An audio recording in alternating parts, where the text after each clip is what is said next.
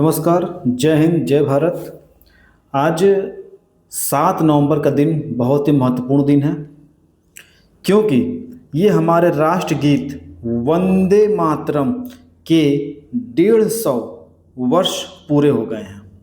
ठीक है, ये हैं हमारे बंकिम चंद्र चटर्जी, या इनको बंकिम चंद्र चट्टोपाध्याय बोलते हैं।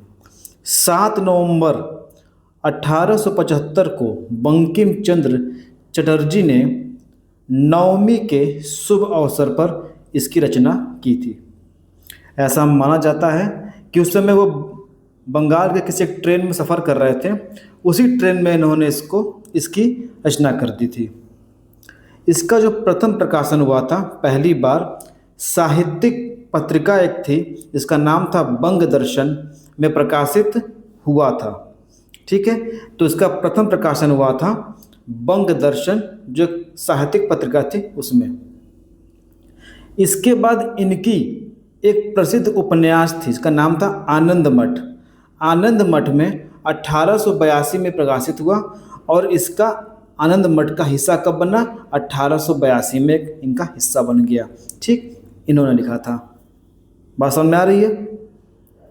इस गीत को, वंदे मातरम गीत को सबसे पहले रविंद्रनाथ टैगोर जी ने संगीतबद्ध किया था। रचना पूछेगा तो बंकिम चंद्र चटर्जी साहब, और संगीतबद्ध के बारे में पूछेगा तो वह है रविंद्रनाथ टैगोर। 1896 के कांग्रेस के कलकत्ता अधिवेशन में इन्होंने इसको किया था। 24 जनवरी 1950 को डॉक्टर राजेंद्र प्रसाद ने इसे राष्ट्रगान जन गण मन के समान सम्मान देने की घोषणा की थी। बात समझ में आ रही है? उस समय 24 जनवरी 1950 को संविधान सभा के अध्यक्ष कौन थे? डॉक्टर राजेंद्र प्रसाद। इन्होंने राष्ट्रगान जन गण मन के समान ही इसको सम्मान देने की बात कही। अच्छा, इसमें एक फैक्टर आता है मुस्लिम लीग का। आप लोग जानते हैं शुरू से इनका काम खाली विरोध का ही था। लीग ने क्या किया? 1909 के अमृतसर अधिवेशन में गीत का ओपन खुला विरोध किया, जहां अध्यक्ष सैयद अली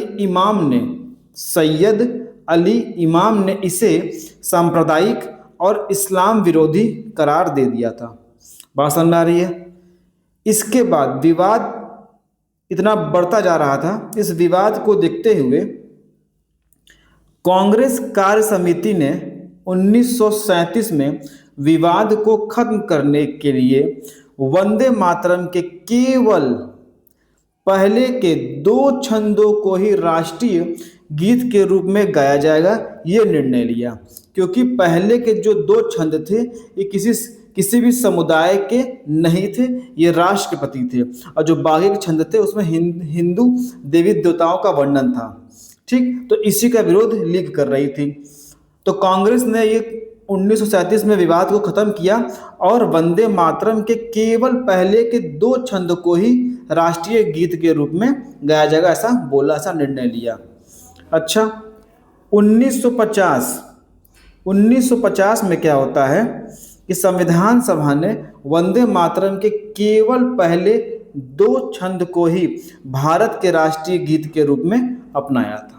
बात समझ में आ रही है? ये 150 वर्ष पूरे हुए हैं, जो कि आपके UPPCS, RO, ठीक है, और UPSC या अदर एग्जाम के लिए ये एक टॉपिक इम्पॉर्टेंट बन जाता है। एक क्वेश्चन आपको पक्का एग्जाम में देखने को मिलेगा।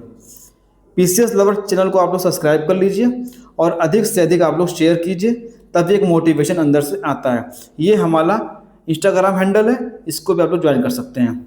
तब तक के लिए जय हिंद, जय भारत। आपका दिन शुभ हो।